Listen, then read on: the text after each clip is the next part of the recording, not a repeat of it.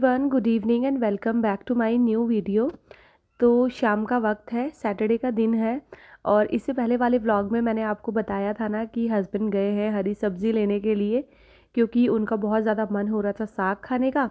और मंडी में सब्ज़ी ना बहुत अच्छी मिलती है। तो यहाँ देखिए ये लेकर आ गए थे सरसों, मेथी, पालक, बथुआ, सारी चीज़ें, क्योंकि अब बनेगा साग। तो मैं ना पहले इनको बोल रही थी कि अगले दिन करेंगे, मतलब संडे वाले दिन जो है ये काम करेंगे, लेकिन इनको सब्र नहीं हुआ। इन्होंने कहा नहीं, अभी जो है ना मैं करवा देता हूँ साथ में ही। तो अभी ही जो है आधा काम निपटा के रख देते हैं, फिर नेक्स्ट डे ये होगा कि सिर्फ साग में जो है ना तड़का लगाना बाकी रह जाएगा। तो बच्चे इस टाइम पे पार्क गए हुए थे, हमने कहा चलो दोनों फटाफट से मिलके सब्जियों को जो है ना छाँट लेते हैं। तो ये जो टब है जो मैं मम्मी के यहाँ से लेकर आई थी, ये बहुत काम आएगा अब सर्दियों में, क्योंकि मुझे बड़ी दिक्कत होती थी साग वगैरह धुलने के लिए ना। इस वजह से मैं क्या करती थी कि साग को ना कट करके और उसके बाद जो है मैं धोती थी। लेकिन अब ये बड़ा टब आ गया है ना, तो इसमें जो है सबसे पहले हमने सारी जितनी भी सब्ज़ी थी ये इसको ना छाँट के रख दिया था, और उसके बाद मैंने कम से कम 4 से 5 बार पानी से इसको धोया है। और अब मैं जो है इसको काटने लगी हूँ, और काट रही हूँ मैं अपने मम्मी के ही स्टाइल में। तो हमारे यहाँ हरी सब्ज़ी ऐसे ही कट करते हैं, और इस तरीके से साग जो है ना वो बहुत अच्छे से कट जाता है। और इधर पतिदेव को लगा दिया है लहसुन छीलने के लिए। तो इतनी भी हेल्प कर दे हस्बैंड लोग तो बहुत होता है ना। अब वैसे, और जब मैं ये साग कट कर रही थी तब मुझे याद आया कि मेरा 5 लीटर का जो प्रेशर कुकर है वो तो मैं गाँव लेकर चली गई थी। साग देखने में ज़्यादा लग रहा था, फिर मैंने क्या किया कि ना छोटे वाला ही कुकर लिया है मैंने, और इसमें मैं थोड़ा थोड़ा करके इसको पकाऊंगी। क्योंकि ये दिखने में तो ज़्यादा लगता है, लेकिन क्या होता है ना कि फिर ये कम हो जाता है। तो खुला करके इसको मैं पकाने वाली हूँ अभी। थोड़ा सा मैंने अभी इसको ढक के रख दिया है ताकि ये थोड़ा सा नीचे हो जाए। तब तक जो है मसाला तैयार कर लेते हैं। तो यहाँ पर मैं ले रही हूँ अपना अगारो का मिक्सर ग्राइंडर, और जो उसका सबसे छोटे वाला जार होता है ना उसमें मैं अदरक, लहसुन और हरी मिर्ची को दरदरा करके जो है पीस लूँगी। तो वैसे तो ये ना सिलबट्टे में भी पीस सकते हैं, लेकिन मिक्सी में करना ठीक रहता है, क्योंकि हाथों में फिर बहुत ज़्यादा मिर्ची लग जाती है सिलबट्टे में। और ये वाली मिर्ची है भी बहुत ज़्यादा तीखी, ये हरिद्वार की मिर्ची है। तो खूब सारा लहसुन, करीब 2 गांठ होती है ना लहसुन की, वो छील ली थी। और साग में ना खूब सारा लहसुन अदरक ही अच्छा लगता है। अच्छा, साग बनाने का सबका अपना अलग तरीका होता है, तो प्लीज़ प्लीज़ जज मत करना। जैसे मुझे आता है, जैसे मैंने सीखा है, तो मैं उसी तरीके से बना रही हूँ, ठीक है। क्योंकि थोड़ा सा जैसे पंजाबी स्टाइल होता होगा ना, थोड़ा सा अलग होता होगा, इस वजह से मैं बोल रही हूँ। अब यहाँ पर देखिए, जो मैंने पहली बार का साग इसमें डाला था वो कितना कम हो गया है। इसको मैंने एक बार अच्छे से मिक्स कर दिया है, और अब मैं इसमें जो दूसरी बार का साग है वो भी जो है ना डाल दूँगी। तो पहले तो सोच रही थी कि नहीं बनेगा, लेकिन फिर आराम से इसी कुकर में जो है पूरा साग बन गया था।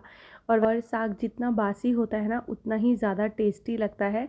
यहाँ पर मैंने इसमें हल्का सा पानी भी जो है डाल दिया है, थोड़ा सा इसको फिर से मैंने ढक दिया था।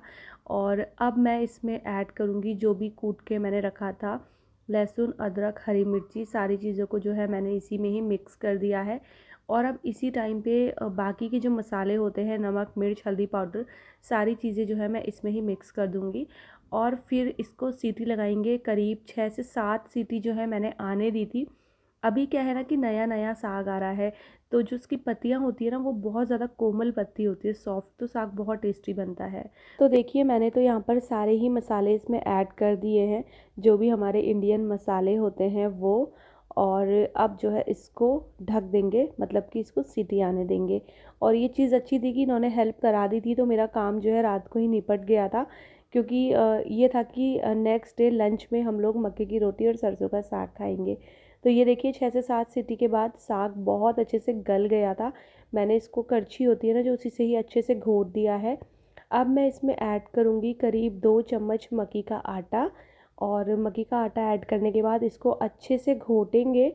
कुछ लोग तो जो उनका हैंड ब्लेंडर होता है ना उससे भी घोट देते हैं, मेरे पास था तो, लेकिन अभी वो ख़राब हो चुका है, तो मैं इसको हाथ से ही करूँगी। थोड़ा सा मेहनत तो लगती है, बट ये है कि अच्छे से हो गया था। और फिर इसको मैंने 4-5 मिनट के लिए और पकाया था, क्योंकि इसमें मक्की का आटा था ना, इस वजह से मैंने इसको पकने के लिए छोड़ दिया था। और ये देखिए साग जो है तैयार है। नेक्स्ट डे इसमें सिर्फ तड़का लगाने का काम रहता है।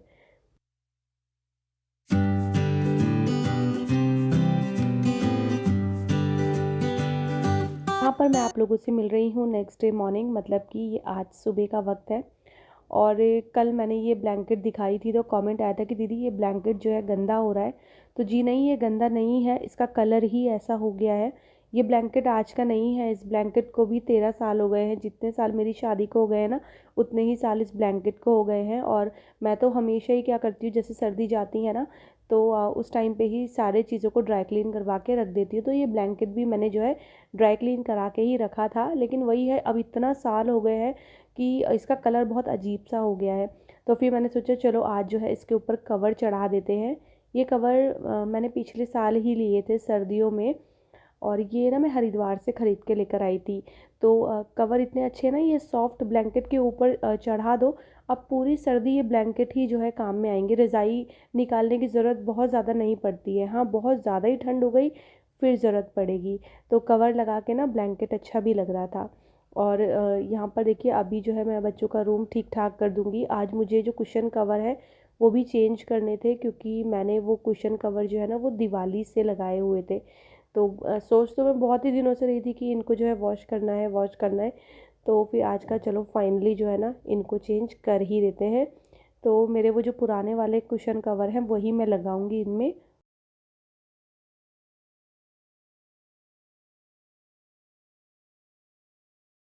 और इस रूम के बाद मैं जाऊंगी दूसरे रूम में, मतलब हमारे वाले रूम में, क्योंकि मुझे उस वाली ब्लैंकेट में भी कवर लगाना है। इन कवर्स को लगाने में बहुत दिक्कत होती है सच में। बस ये है कि हाँ, एक बार लग जाएं तो फिर ब्लैंकेट देखने में सुंदर लगते हैं। और ये वाला कवर भी हरिद्वार से ही लिया था, मतलब दोनों मैं साथ ही खरीद के लेकर आई थी। लेकिन ये जो अभी मैं चढ़ा रही हूँ ना, इसकी चेन ख़राब हो गई थी। तो मैंने इसको क्या किया, सिल दिया पूरा, ताकि जो ब्लैंकेट है ना इसके अंदर वो बाहर ना निकले। बस उसके बाद ये वाला रूम भी अच्छे से ठीक ठाक कर दिया था। और थोड़े से कपड़े थे जो कि फ़ोल्ड नहीं किए थे, वो रात को मैं लेकर आई थी अंदर, तो वो ऐसे ही बेड के ऊपर ही रखे हुए हैं। तो बस इनको भी मैं अभी पहले फ़ोल्ड कर दूँगी।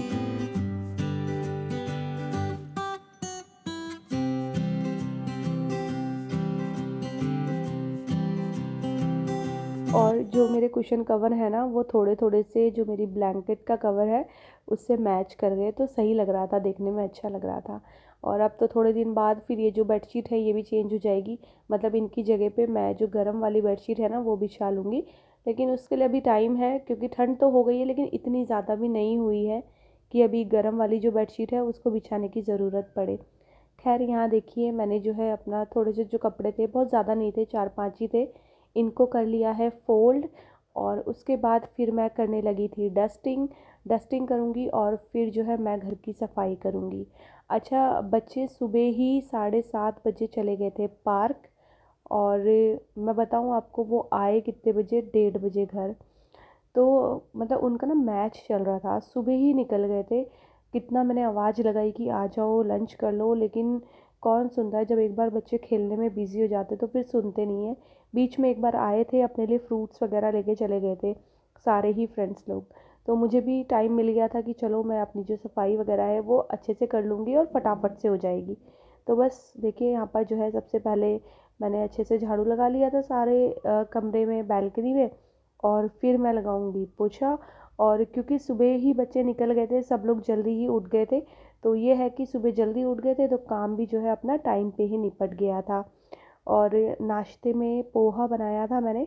और लंच के लिए आपको पता ही है कि साग जो है बना हुआ रखा ही है।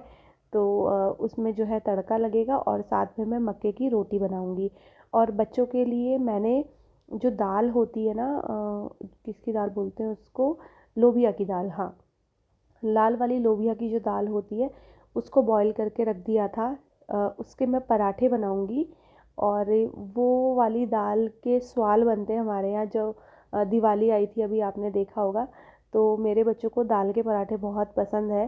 पोहा वगैरह नहीं खाना था उन्होंने, और वो साग और मक्के की रोटी भी नहीं खाते। तो फिर मेरा ये था कि चलो जब वो लोग पार्क से आएंगे तो मैं उनके लिए गर्मा गर्म पराठे ही बना दूंगी, क्योंकि मुझे पता था कि अब बीच में नाश्ते के लिए तो वो नहीं आने वाले हैं। तो फिलहाल देखिए मैंने यहाँ फटाफट से जो है पूरे घर में पोछा भी लगा लिया है।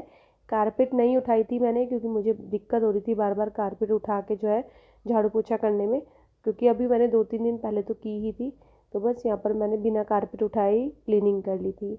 अब यहाँ देखिए दाल को बॉईल करके मैंने थोड़ी देर के लिए रख दिया था, ताकि दाल का जो पानी है ना वो निकल जाए।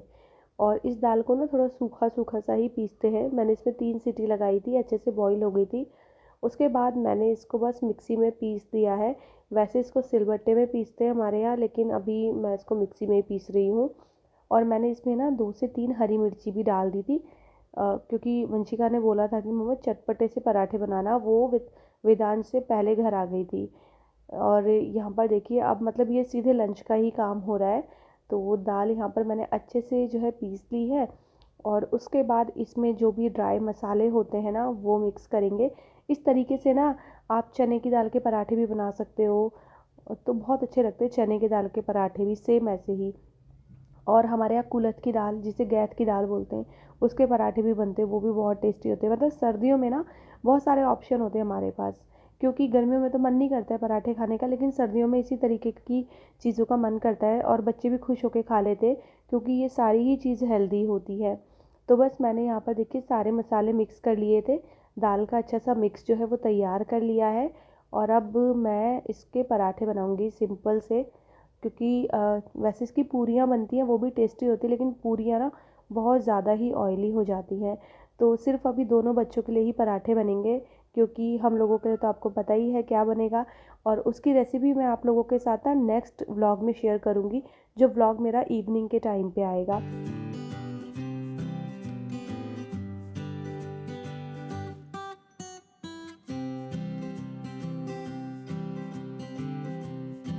तो बस यहाँ पर जो है पराठों का काम ऑलमोस्ट ख़त्म होने ही वाला है, और इसी के साथ जो है इस वाले वीडियो का करते हैं एंड।